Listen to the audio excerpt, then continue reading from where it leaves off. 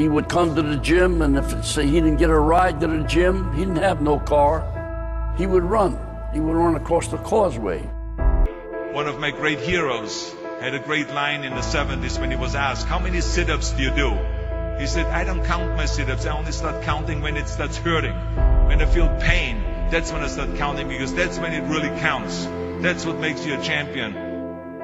Jerry, I'm the greatest fighter that ever stepped foot in the ring. Money will be lost that night. This will be the biggest upset in the century of all boxing. I think you're a big bag of wind. Damnedest showman that ever lived, and you ain't kidding anybody. What should people tell their kids who Muhammad Ali was? Clay is lightning fast. He was a tremendous bolt of lightning. I am the greatest. Muhammad Ali struck us in the middle of America's darkest night. Cassius Marcellus Clay. He's young, he's handsome. They know it. He's a poet, and many people believe he'll be the next heavyweight champion of the world. He was leaning back and away from punches. Cassius Clay, you gotta remember, is the greatest fighter that ever lived, in and out of the ring. This will unquestionably be the toughest fighter that Clay has been in with so far. Created by Mother Nature out of thin air, a fantastic combination of power and beauty. And he combined that velocity with the power of a heavyweight. Moore is sent to the canvas again by a barrage of punches. He did things nobody would do. He predicted the round that he would knock somebody out, and then he would do it. Clay wins by a 4th round knockout, as predicted. He was the first available superstar.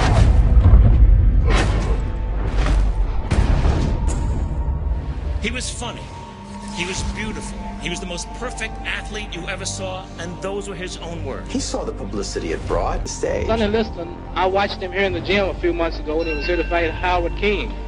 And he can hit a guy in the elbows and just about break his arm. Liston was a virtually invincible, just a dreadnought of a fighter.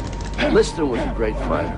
I seen him knock out a guy's teeth one night. It's the truth, no baloney. Hit him so hard, he dislodged the mouthpiece and the teeth went with the mouthpiece. And he had this very forbidding and intimidating, utterly hostile manner about him. He was so powerful. Honest to God, when he jabbed you, it was the same as punching somebody, you know? I had no dreaming idea that he could win that fight. I didn't give him a chance in hell. I'm young, I'm handsome, I'm fast, I'm pretty, and can't possibly be beat. He was a 22-year-old by the name of Cassius Clay. Liston, almost the first time he hits him. Could be one, perhaps two. I'll take one. I look for Liston to win in 3 rounds. I like Liston in about 1 to 3 rounds. He was perfect for television. He was the provocateur, which is what TV wanted. As we got near to the fight, a new fella showed up, Malcolm X. Ali's interface with the counterculture and the beginnings of his huge socio-political presence. If he were made to realize how black people really feel and how fed up we are without that old compromise and sweet talk. As if he hadn't put enough pressure on himself, Cassius Clay decided to announce that morning he had joined the Black Muslim religion, an unpopular militant group. Ticket sales started dropping. He's a Muslim, he's a Muslim. They were thinking of possibly canceling the fight. That was a polarizing moment, that Cassius Marcellus Clay was going to be Muhammad Ali, and we'd never seen anything like that. You know how great I am. I don't have to tell you about my strategy. Let my trainer tell you. Bodini, come here. Bodini, tell him, what are we going to do? You're going to float like a butterfly and sting like a bee. Ah, rumble, young man, rumble. Ah. This will be the biggest upset in the... By the time the Liston weigh-in took place, it was in agreement with the boxing people that we should get serious. It's the morning of February 25th, the day of the big fight. Now we'll see the craziest weigh-in in all boxing history. You don't want to make Sonny mad. Sonny's bad enough when he's not mad. And I agreed to that all the way up, and then he hit the door. Clay said anybody would have to be afraid of a crazy man. It was all part of young Clay's master plan. Cassius was smart, and he was clever.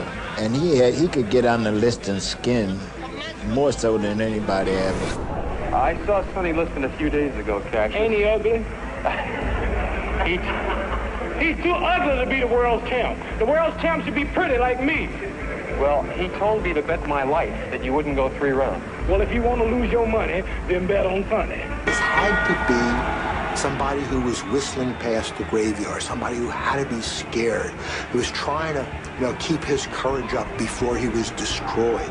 I felt that Sonny Liston was going in and squash this boastful, braggartly kid like an ant. All set now. World heavyweight boxing title on the line. Just the anticipation of my father thinking that Ali was going to get killed literally by Sonny Liston, because that is what people thought. The real drama around this fight was whether this hysterical man-child was going to lose his nerve, whether he was going to show up, and whether he was going to get killed. Very slippery. Greatest of all time, greatest athlete, ambassador, human being of all time. The challenger is jabbing all. Float like a butterfly, sting like a bee. Look at the guy yawning. Tell us what you think at the end of one. You look at the videos, or there's documentaries, there's movies, and it's hard to sum him up because you could do documentaries on different parts of his life. Sonny wobbles. Sonny wobbles. Cassius has him hurt. Sonny has a big mouth below his left eye. And he's getting hit with all the punches in the book. So I get him down, I get the sponge and I pour the water into his eyes, trying to cleanse whatever's there. Before I did that, put my pinky in his eye, and I put it into my eye. It burned like hell. There was something caustic in both eyes. Joe Polino had used Moncel solution on that cut, and my kid, sweating profusely, went into both eyes. What the heck, let's face it, biggest fight of his life, and he's blind, he can't see. Joe's eyes, his eyes are bothering him. Ladies and gentlemen, we don't know exactly what happened. They're yelling from Cassius Clay's corner, something got in his right eye. Ali at 199 pounds was just not a full-body heavyweight at that point, when Sonny Liston was probably 220. Hold the ball, Cassius is a bit hurt. Sonny Liston put a horrible licking on him in that round. The lesser guy would have folded, but then his eyes started clear. He started doing a number on Liston again. Easy target. Cassius, awkwardly fast. Good long left lead. In the 6th round, when Liston went back to his corner, Liston was a beaten man. What do you think is going on in Sonny's mind at this point? Well, I think that they feel now that Clay have all the confidence he needs and go on to defeat Sonny. Cassius Clay, he's got peripheral vision, sharp. He's looking over my shoulder. He's looking over my shoulder. He got up. We win. Sonny Liston, Sonny out! Sonny Liston is out! He's out! The winner and the new heavyweight champion of the world is Cassius Clay. My son going and in 1964, he became heavyweight champion of the world, upsetting Sonny Liston, the 7-1 favorite. Electrified, and there he was right in front of me and a whole bunch of other newspaper men pointing down to us like this. I told you exactly what I was going to do. And nobody, even the big sports writers, they were in awe over what he had done. So great, I don't have a mark on my face, and I upset Sonny Liston, and I just turned 22 years old. I must be the greatest. I'm the king of the world. Hold it. I'm pretty. Hold it, you're not that pretty. I'm a bad man. Wait. I shook up the world. Had Liston gotten by, the powers that be never would have allowed Cassius Clay to fight again. Who's the greatest? Who you gonna fight? Who's the greatest? You know what they don't say nothing. No justice. Said he was the greatest. All of the odds were against him. He upset the odds makers. He won. Nothing in Cassius Clay's past prepared him to become Muhammad Ali. Cassius is not my name no more. Officially Muhammad Ali now. Muhammad Ali, right. Muhammad Ali. That's my name. White America won't stand for it, which they did. Black people in many parts of this country weren't allowed to drink from the same water fountains as white people, to eat in the same restaurants. Cassius is in a better position than anyone else to restore a sense of racial pride to not only our people in this country, but all over the world. How do you feel about Malcolm's killing? I feel that it will touch off a war here in New York City between the black Muslims and Elijah Muhammad. the head of the World Boxing Association. He was going to take Muhammad Ali's title away because Muhammad Ali did not think like they wanted him to think. The title does not belong to the title holder. The title belongs to the World Boxing Association. A rematch with Liston was scheduled for November of 1964 in Boston. Introducing the challenger, Johnny Liston. His opponent, the heavyweight champion of the world, Muhammad Ali. 15 rounds or less. The world heavyweight title, the big fight, the big night, round number 1. Here we go.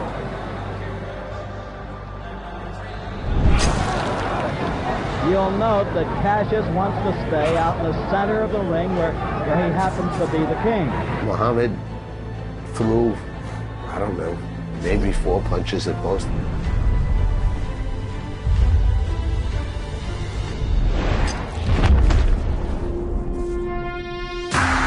He had gotten knocked out by a punch he didn't see. Muhammad was floating around, and what happened? He made an angle on the guy, missing it, throwing a jab, his head went down. He didn't see the punch. He got hit right on the temple. Jersey Joe Walcott. Sonny cannot move. Cassius, you're talking. I'm not Cassius. You still calling me? I can't get on with Mohammed, you. you're talking in. I'm not no white man. You have to talk in general. So you want to keep calling me a white man's name? I'm not white. I don't want to be called after your name no more. I'm not no slave. I'm Muhammad Ali.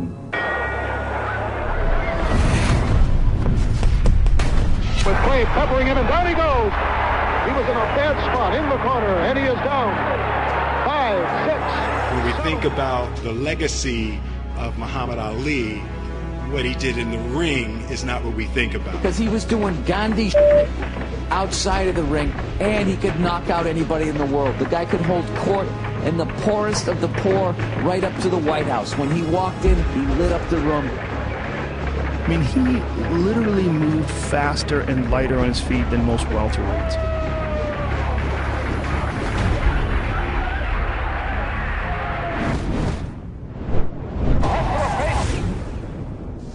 Damn, he was fast. Yeah. Look at this. But the movement, the side to side, it was like there's no heavyweights that ever moved like that. No one.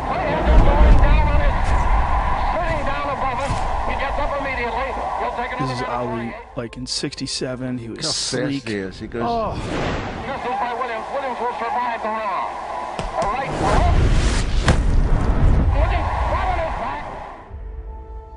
A couple of guys got this thing about trying to get him steamed up, calling him Cassius Clay. You know, Cassius Clay, yes. Why do you want to say Cassius Clay when Howard Cosell and everybody is calling you Muhammad Ali? Now why you got to be the one of all people whose color to keep saying Cassius Clay? Why don't you call me my name, man? Well, what's your name? You told me your name was Cassius Clay a few years ago. I never told you my name was Cassius Clay. My name is Muhammad Ali, and you will announce it right there in the center of that ring after the fight if you don't do it now. So, ladies and gentlemen, as the two contestants prepare for battle right now, back off. Who was the one that when he was doing, what's my name, what's my name? You all know exactly who I am. Say my name. Said he'd humiliate him. And he is screaming at him, "What's my name? What's my name?"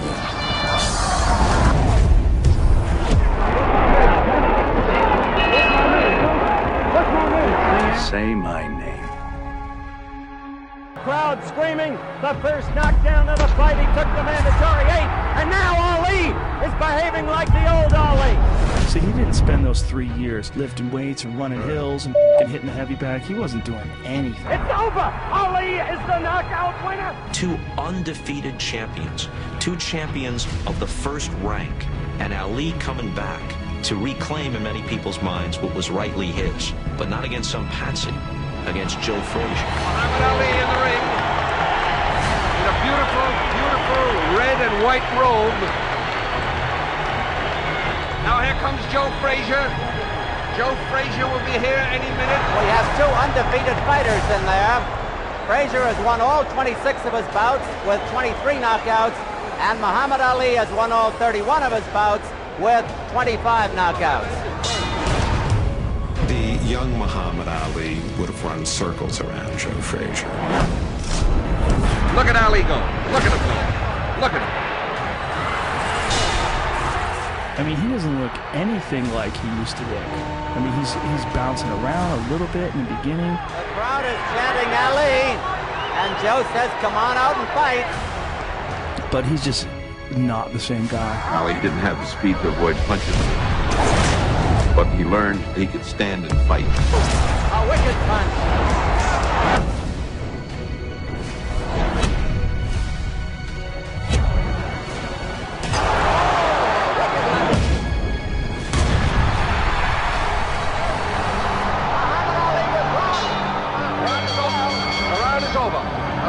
What a round! I don't know how he survived that round. Joe just relentlessly keeps going. He has more stamina and power than anybody I think I've ever seen. Don't you, Archie? 15 and final round. Referee, time is important here.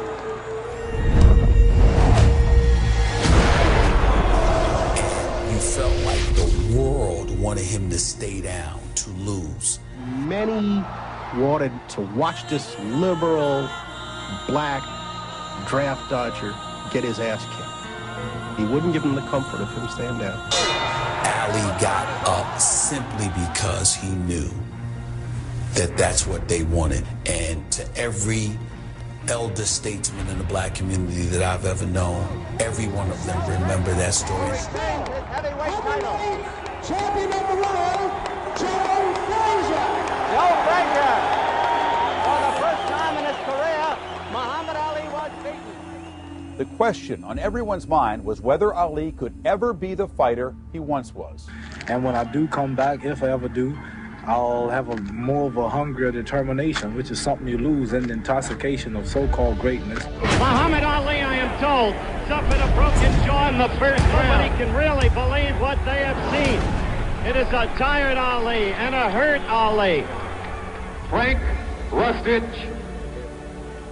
7 points Norton, 5 points Ali. There it is! There it is! One of the greatest upsets again in boxing history. He has a broken jaw, he is a beaten man, and he is a broken fighter. And so all of the millions of dollars that loom before him with a Foreman match or a Frazier rematch are suddenly gone. What was once a very great fighter becomes now part of fistic history in all probability.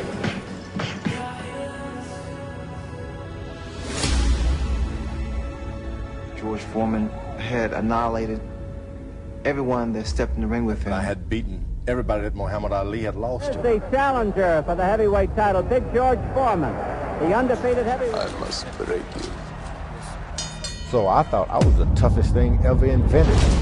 And George was a big, strong, young, impervious to pain heavyweight. If he put you, if he put you 6 feet deep, ultimately, George Foreman didn't have a problem with that. He was that vicious. One punch of mine was equal to 20 of any other heavyweight champion. Whatever he hits, he destroys. Down goes Frazier!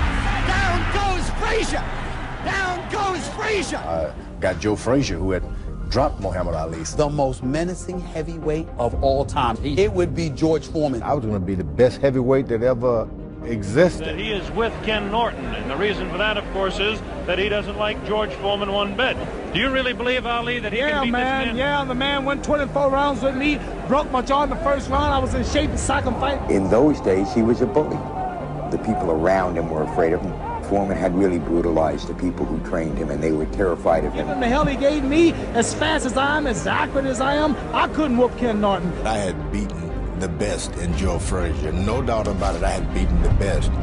People had something to say about that. I said, you know what? I'm going to kill one of these fellows, then they'll shut up.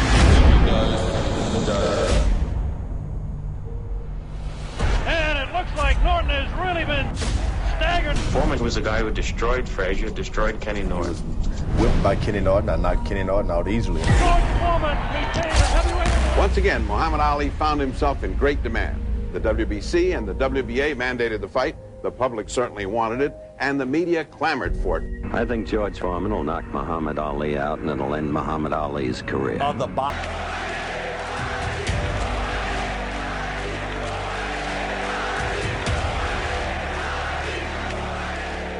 This guy was the closest thing to a human monster I'd ever seen before. He was certainly the scariest boxer. Look at this now as they stare. Muhammad Ali beginning to talk to George Foreman. They're really putting the stare on each other. I looked him in the eye to stare him down and said, "Oh, George, you were in school when I was beating Sonny Liston." Gone in the past 4 years beyond 2 rounds in any fight.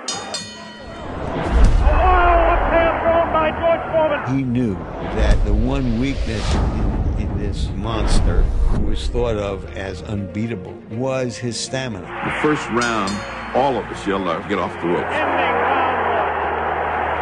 And he would just say, "Shut up, I know what I'm doing." Well, I would say that the round was very even, of course, I'd say. And Ali totally got into the guy's head, and he didn't even realize it. It was Muhammad Ali's fertile mind that created the rope-a-dope. Here we go, round number 2. The determined Ali got off his stool in between rounds. George Foreman sat down all the way. Ali leaned on the rope. Which was interfered, fighting him. Starting second or third round, when he went to the ropes, he was calling Foreman all kinds of names. Anything of ugliness you can think of. Continues to talk. Definitely serious. Tremendous combination. He fought just like your initial bumps, just lay on the rope and take a whipping. This time he did it with character. He said, "Hey, I'm going to weather this storm." The rope-a-dope was something that was invented by Muhammad Ali that night. I must say, I don't understand those tactics, Joe, of staying on the ropes and letting him hit it. It just shows you the power of intellect and intelligence and how that can compete against anything. And believe me, I was a big, powerful giant in the ring with Muhammad. I mean, a knockout artist. He stood up to me. Foreman setting him up against the rope. What a... Look at him whispering in the ear of Foreman. George Foreman, so young, so strong. Not supposed to do, leaning up against the ropes. 4 punches downstairs on Ali. So fearless. I had him beat, I really did. And really thought I had him beat up in the body, had him tired. Continues to talk, continues. Against George Foreman, he does away with his opponents, one after another, in less than 3 rounds. George not going that type of distance a long time. He was treading in water, never been in before. This is the furthest that George Foreman has gone in a fight since 1972. Misses the right hand. Ali is definitely confusing him. Missing the shots that he missed, it drained him. Look at Foreman's face. He does look tired. Nobody knew the strength of Muhammad Ali. He was manhandling him, just like Archie said, grabbing him, and he emptied the guy's tank. I was afraid he was going to get killed by a George Foreman that many of our young viewers don't know. Boom, perfect timing.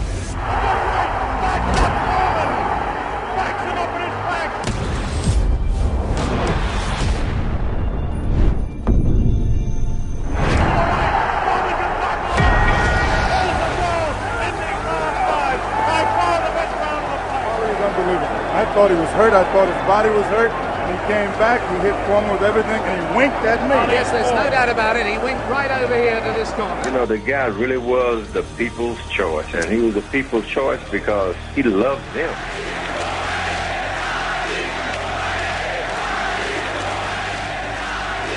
Yes, I'd hate to predict any fight, but my goodness, those people who said Foreman would win in a flash have certainly been proved wrong. And about the 7th round, he asked me, "That all you got, George?" That was like a nightmare. After a while, even the dumbest of us looked up there and said, "You know what? He's winning."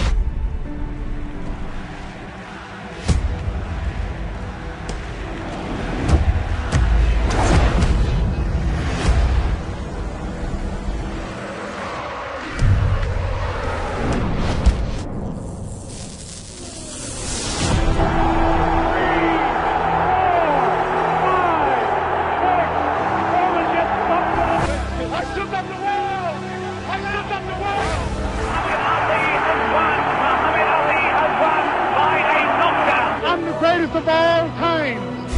Muhammad Ali has done it. The great man has done it. He was, in fact, the greatest heavyweight who ever lived. I am the greatest. The world heavyweight boxing champion, Muhammad Ali.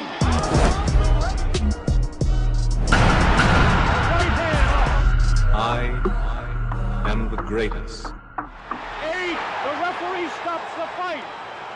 It'll be scored. He loved people, and he loved the adulation of the crowd. Joe Frazier will fall. All of us thought it was going to be a nice, easy fight, Come on, gorilla. We in Manila. where Ali comes out, dances around, the heat, the thump, ba-dum, and knocks him out in 7-8. A lot of people thought Joe Frazier was washed up. Joe, no, we got something for you. You have. You better believe it. He was once described as the world's most famous man, and indeed it's difficult to think of even a contender. I told you, I'm the champion of the world. As you know, there's been a lot of speculation about your condition. There was a suggestion, for instance, that there was brain damage. Ali really got nailed. Ali lost the mouthpiece. I mean, you know yourself. I've been hit a couple of times, but I've never been knocked out. I've never been stopped.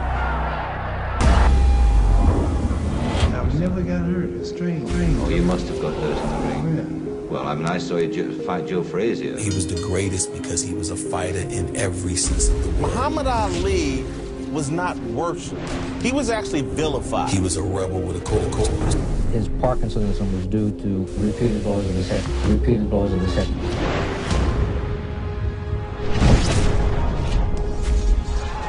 And you've seen what can happen to fighters. You've seen those shambling wrecks that go around. You see them at every boxing occasion. And what people are frightened of is they don't want that to happen to you. Had an awful lot of trouble coping with Ali's fast hands. Several times he landed very hard punches on Ali, and I thought Ali was gone. Joe is now doubly hooking with that left hand. Round 10, scheduled for 15. Two of the greats going at it nearly killed each other. Between rounds, before the 10th, I heard Ali say something to you that I never heard him say before. What was that? Man, he said, this is the closest I've ever been to dying, really. And I said, well, now we got to separate the men from the boys. Courage that he had in the ring to take life-threatening punishment as we saw him take. Oh, those were horrendous fights. Those are horrendous fights. That's right, and then I want to retire.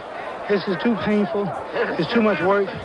Might have a heart attack or something. I want to get up and go out while I'm on top. There's no explaining why a guy comes back.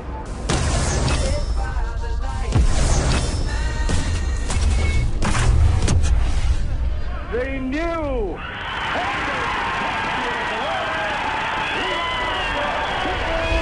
It's tough to take away the glamour, the allure, the lights. I would think that Muhammad Ali will have won back the heavyweight championship for the 3rd time. 11 years older than Spinks. With Muhammad Ali, retirement was a dirty word. Muhammad Ali, now in the ring, awaiting the arrival of Larry Holmes. And he was really suffering from Parkinson's already. He was already, really? Yeah, it was already kicked in. Evidence of some speech problems. It was a fight Ali never should have taken. Larry Holmes teeing off on him. Ali gets to his feet ever so slow for the 10th round. He was a shell of himself as a boxer at that particular moment in time, and it actually broke Larry Holmes' heart. Yeah, it was like hitting a slow-moving heavy bag. Game's over. I'm the chief second. All right. I stopped the fight. All right. The Muhammad Ali story is a triumphant story because he did triumph. And he did change his own life, and he changed the lives of so many other people. He was kind of a skinny-like kid. The first fight I put him in, he weighed 89 pounds. Heavyweights Jimmy Jones and Cassius Clay square. Impossible is just a big word thrown around by small men. Combination 5 in a row. Left and right too fast. Who find it easier to live in the world they've been given than to explore the world they have to change. He was somebody that had principles. He stood for something. The world lost a true icon, Muhammad Ali. You're being extremely truculent. Whatever truculent mean, if that's good, I'm that. Ali forced us to take a look at ourselves. Oh, another right hand! This brash young man who thrilled us, angered us, confused, and challenged us, ultimately became a silent messenger of peace. Round 5, the champion Ali says, I'm putting you away now. Get ready, you're going down. He was one of the most influential people of the 20th century and one of the most dominant athletes in the history of sports. I'm the greatest of all time. Cassius, how do you rate yourself as a fighter?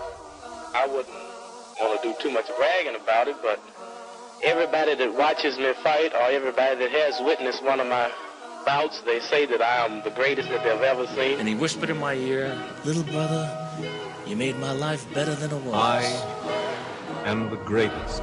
But didn't he make all of our lives a little bit better than they were?